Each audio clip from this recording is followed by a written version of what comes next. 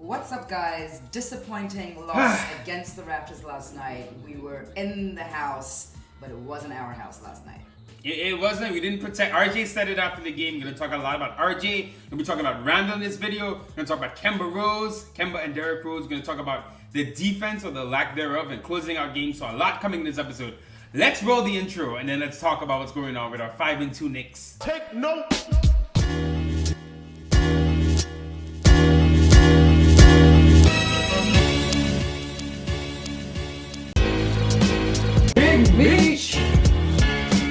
We're here.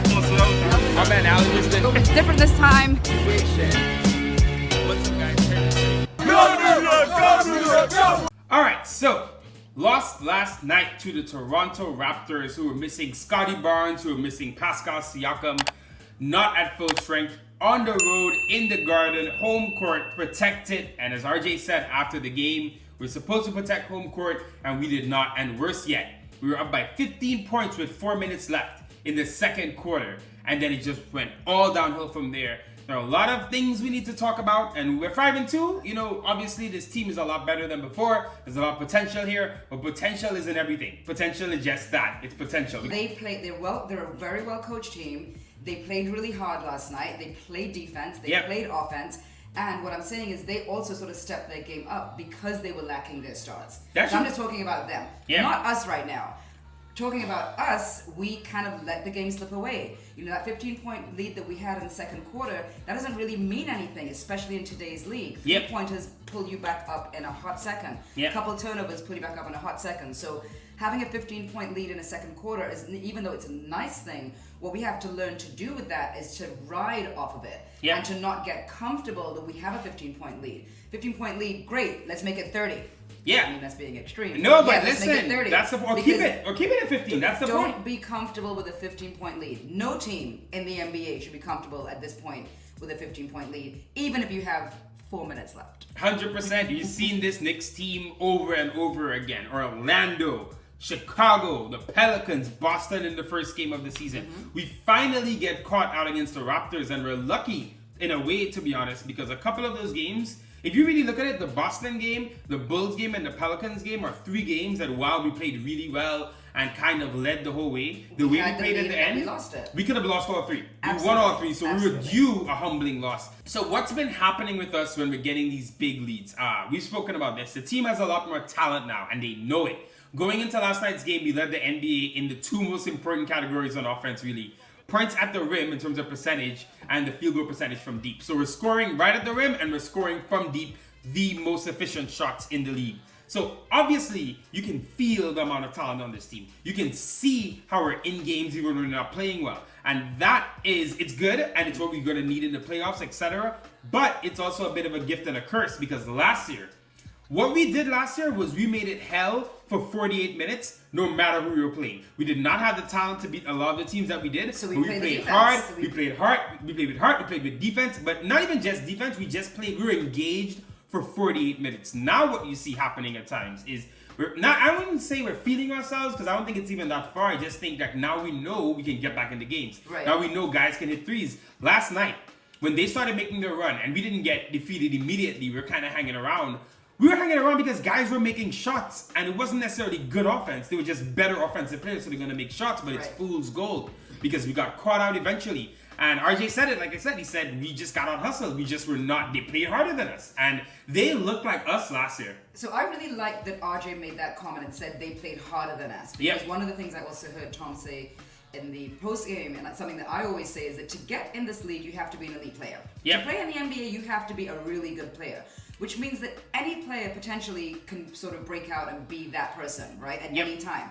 We've seen it happen where you have guys that step up and for a 3-game stretch, they're hot. Right? So like for a 3-game stretch, they're scoring, 25 and above points. And then, the rest of the season, you're not seeing that. Exactly. So we do have, and so it is kind of fool's going away. I understand what you're saying because we have guys we know can score.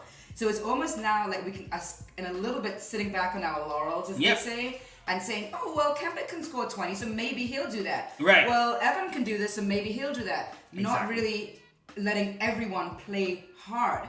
We have to play hard every night.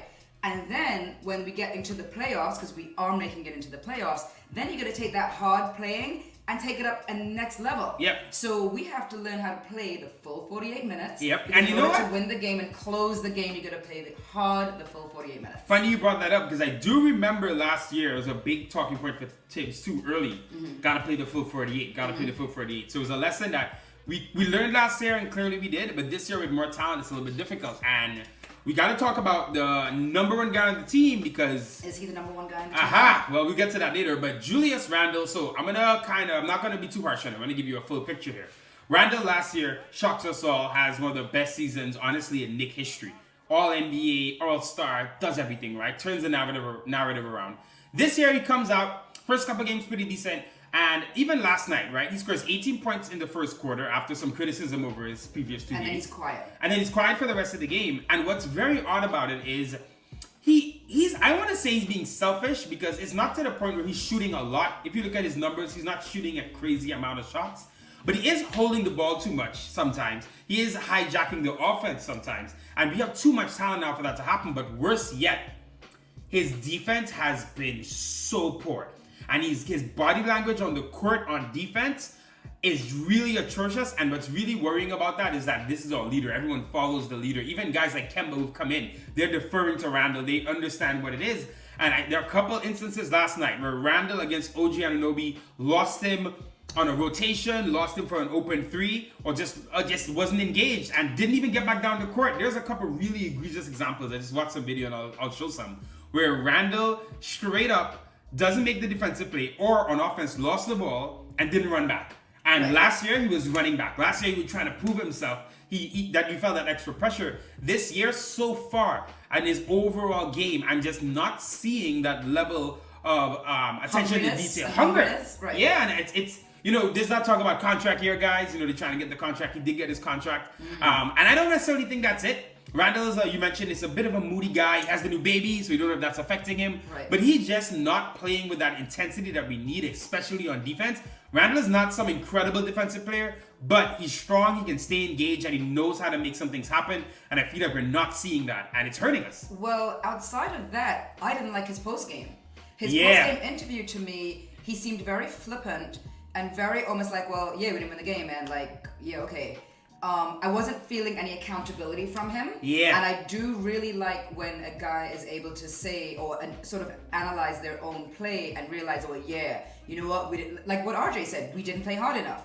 Like I really, I prefer and respect a guy sort of coming out and saying that. And I didn't really hear any of that, the humbleness, I guess, that I wanted to hear from RJ. Not from RJ, sorry, Randle. From Randle. We're hearing it from RJ. We'll talk about RJ in a second. Yeah. I'm not hearing that from Randle. And I do sometimes think he is a little bit moody and you see it on the court. Yeah. Everyone has their emotions, right? And you go through stuff. But you hear the expression, leave your emotions at home. Right. And when you come to work, just come to work exactly. a certain way. Yep. So this is his work. Like him playing on the court is his work. So you got to come to work with your A game every day and leave all your other stuff out the door. Didn't like what I saw from him in the post game, but hopefully we can turn that around. Yeah, I mean, there's some weird clips just seeing him in between plays, and it's just like he has a kind of slumpy thing. And one thing I want to bring up, and I don't even want to say this because I don't even want to bring this up now, considering what he did last year. But last year, he was able to really focus in because no one was there. Right. Right? There was none of the noise, good or bad, right? There was none of the no crowd there. No crowd, right? So what you saw from Randle last year is any of his pouting, any of that, no one was there to react to it either way. Now, I don't know what he's hearing in the first row, but it's a little bit more involved. So I don't want to get too into it now. If you see this being a bigger problem going on, we'll talk about it more. Right now, I do see a couple warning signs with his attitude overall, his engagement on defense, his getting back in transition defense, and some of his shot selection. Like I said, he hasn't been overshooting to a crazy amount. He is finding his shooters, still passing the ball, all that stuff. But a couple times he's getting to these ISOs and these crazy shots he was making last year, which was incredible to see. But they're still bad shots. And while a bad shot may go in, it is not something you should be resting on and thinking, okay, it went in this time, so I'm going to keep doing it. Pass the ball, but stay engaged. You're the leader of the team. Right. They really look to you for guidance. And this man, I got to be on these stats. Rowan Barrett Jr. Man. 27.3 points per game, last 2 games. 5.7 boards per game. He's shooting 63% from both the field and from three-point range. And he's shooting 80% from the line. More importantly, he's playing excellent defense. He's engaged the entire game around. He's hitting clutch shots when we need him. How long before we let RJ run the offense? And it feels a little soon to say, but my God, he's playing so well. He's such a solid guy. Yeah. And you can see it and hear it when he talks. His temperament. You've seen him have games where he has a really bad first quarter, but it does not affect his second quarter at all. He still comes out totally engaged, totally wanting to play hard. He has the body. He's built for it, all right? Strong. He's getting to the rim now. You watch. Wait, I just gotta bring this up. Sorry to cut you off. And he takes the punches. He's taking. Listen, RJ is getting to the rim and finishing now with strength, and he's getting in there. He's going against bigger players. He's finishing well. We knew he was strong from rookie year, but man, he's gotten bigger. Yeah, he's gotten bigger and stronger. He's gotten bigger. He's gotten stronger. He knows the game. He's humble. I remember last season. I gotta find the clip. There's a clip where I'm screaming and yelling that he's gonna be a superstar. He's an effing superstar. And I see this kid as being a really solid guy in the NBA, and hopefully with the Knick, he did. Oh no, he's got. Come on. He did say, "I'm a Knick." He's. I I can't see any scenario. I want him here forever. Yep. And to be completely honest with you, I would love to see him be our number one guy. And I could very easily see Randle getting traded for another superstar. Oh. And RJ being our number one guy. Maybe not top scorer, because you don't have to be the top scorer necessarily, but being the number one guy to sort of carry the team.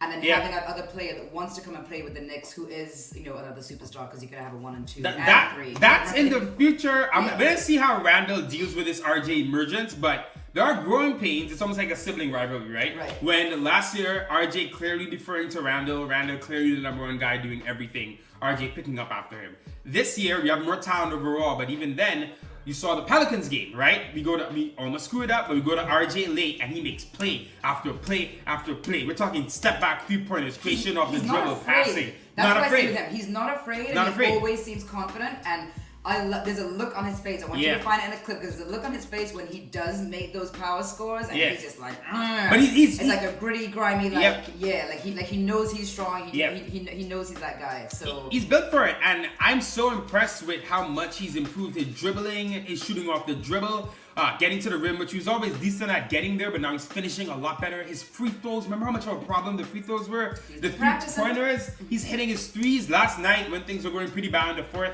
RJ again hit a couple big threes, had a layup at the rim against the Pelicans, like I mentioned before, going crazy at the end of the game to keep us in it. And you look at his last 3 games, he's becoming a bigger part of the offense. Tibbs is looking for him more down the stretch. So is this going to be RJ's team soon? We'll see. The thing is, RJ was the number 3 pick. Right? Forget all the noise. Randle was a later pick from the Lakers, like number 9 or something, how many years ago? Comes over here, becomes a star, of course. But RJ was the guy that the Knicks picked to be the guy, because the top 3 pick is the guy. Absolutely. And if you imagine what this Knicks team would have looked like, let's say it was a much worse team and we were really just building around RJ, he'd be scoring 27, 28 points. He might be scoring 26 points a game right now. You know what I mean? So the fact that he's doing this now, and you know what's great about RJ? When RJ's scoring and playing well, it's in the flow of everything. It doesn't feel like, RJ is just holding. Took over the. You're right. It doesn't feel like he took. It doesn't feel like when Melo was playing, right? Oh, throw the ball at him, let him score. Right. It really feels like just a part of the team, part of what he's doing. No kind of interruption. Right. We spoke in the past about the Knicks needing a number 1 guy and a number 2 guy and figuring that out. RJ playing like this is definitely looking at least like a number 2 guy on a championship team, and the sky's the limit for him. I think he's 21, so there's so much further to go for RJ. So very overjoyed, our favorite player on the team. I think everyone's favorite player on the team, honestly. Loving what we're seeing. This is progression you want to see. Didn't start the season off crazy well, though the defense was there. Now he's showing it on offense. He's doing both ends. This is incredible right now. He's got to keep this up, but it's going to be interesting to see how that dynamic plays out, where he gets the ball more and we start figuring out what that late game defense and offense looks like. Last thing I want to finish up on is Kemba and Rose. Both have been not so great recently. Derrick Rose hasn't been really good the last 3 games. Kemba's had some good offensive games. What I want to talk about here is we have 2 point guards. And this kind of goes back to Randle a little bit. They got to take control of this game. They're going to play the position. I think our team has been lacking a point guard for so long. We don't know how to play with a point guard. No. Neither does Julius. So it's kind of like, oh, who is this new player here or new position right now? So yeah, they do have to let the point guard play. Yeah. Because those guys can play point guard. Like they know what to do. They know, and the point guard position is sort of the person that's directing the whole game. Right? Exactly. Yep. It's like I'm taking the ball and bringing up the court. I'm saying, hey, you get in that position. You do this. You do that. And you're right, the team is not allowing those guys to play point guard. Yep. They have the experience, the veteranship, and even though they're not at the height of their career, they're on the downslope, if you will. They know what they're That's doing. still fine. They know what they're doing. Tibbs needs to definitely step in and have these guys play point guard position and let the rest of the team, in particular Julius Randle, understand that these guys are playing point and that's not your position. Yep, I feel bad for harping on Randle after what he did last year, but we have to be clear, he's the number one player on the team. He just got the money. This comes with the territory, right? If you are the number one guy, you're making the money, you're the guy, the box office guy, you're going to have to adjust your game, lead this team. And I do feel too much late in the game. We're not moving the ball like we should. And I want to see us trust Kemba more, trust Derrick Rose more. Hasn't been so great recently. And a couple other quick things I just want to talk about in general. IQ. A little really rough to start the season, especially shooting. Though I will say I did like his defense last night. He got 5 assists. I'm not worried about IQ at all, actually. Okay. But go ahead. I was going to say our defense, especially the point guard defense, definitely suffers. Our transition defense is suffering. So we got to kind of get back to that. I do think Nerlens is going to help. He was an excellent defensive player last year. Taj rolled his ankle last night, which is why he didn't come back in. So Noel, hopefully very soon to coming back. Obi Toppin as well needs more minutes, man. Listen, again, it's another kind of direct conflict with Julius Randle. Right? But Obi's been getting like, 10, 11, 12 minutes per game. And in those minutes, he's doing so much. I know he's not perfect yet. But man, I feel like Obi's got to get 15 to 20. And however you got to figure that out, you got to figure it out. Yeah. We will see. 5-2, so things obviously still good, but definitely I think some warning signs because those are 5 games where we did the same thing. Right, so hopefully, what I'm hoping as a result of last night's game is that the team, the entire team, sees that, okay, we've been playing these games and barely pulling out the win. Right. Last night, we did not pull out the win. So hopefully this is just a teaching lesson for them to understand how they have to play the full 48 minutes, to understand how to close out games, and to be 100% there through the entire game, and to realize that, yeah, this can happen. This could have happened the last 4 games. Yep. So now it happened. What are you going to adjust? Because we do have to make some adjustments. Yep. And I mean, the fact that we have, it's funny because Obi and Randle, Randle, you're saying that Obi should be playing more minutes. It's for me, and I've always felt this, it's okay for your star player to play a little less minutes. Right. Especially during the regular season, because you're going to need them at the end of the season. So I know last year we had no other option. So last year Julius was playing the freaking whole game, right? So now I'm like, it's okay for him, not only is it okay for him to not play 38 minutes or 48 minutes, we also have a backup player, not really a backup, but off the bench player, who's playing well enough to deserve the points. I think last season we didn't have players that were deserving of the points to say, well, you the minutes, play. right? I'm sorry, the minutes. We didn't have players that we could say, play 10 minutes, play 15 minutes, because they were not going to give us anything. You're going to lose the game. Now I think we do have players that can give us points and that are doing really well on the court, so let them play. He put Sims on the court for a little bit last night, right? Yeah, he was really rough. But I don't care. I'm fine with them doing that, especially early in the season, because to me, let those players get a little touch on the court. Let them see what it feels like. Let them score a little bit so they can get into the groove and play with the team. Frank Ntilikina, who doesn't play for us anymore, is now getting minutes to play with the Dallas Mavericks, and he's scoring. Yeah, I mean, he had a good game. But I'll say this for us, Quentin Grimes, right? I want to see Grimes a little bit more if they need it. But it's 7 games in. They got 75 games left. So we're bringing up these issues now. We can see how they shake out. But I'm rather them happen early. I just some of the body language stuff, some of the transition defense, I want to see that figured out. But one thing I think this season so far, and it's good to remember, is that the NBA is not linear, right? Last year was special for a reason. You just there's a certain level of team chemistry and togetherness that you just can't assume is always going to happen the same way, right? IQ last year was in a role that really worked for him in terms of the team we have. This year it's a little bit different because we don't need it scoring as much. So it's all different all the time. I do trust Tibbs and this team to come together more and more as time goes on. We brought a lot of players back. They know what they're doing. We just need some more time to figure it out. We got the Pacers coming up away from home. And then the Bucks. And then the Bucks away from home as well. That's that Friday night Knicks game. Knicks. But got a lot of work to do, but I trust we're going to get there. Thank you for watching, guys. Peace.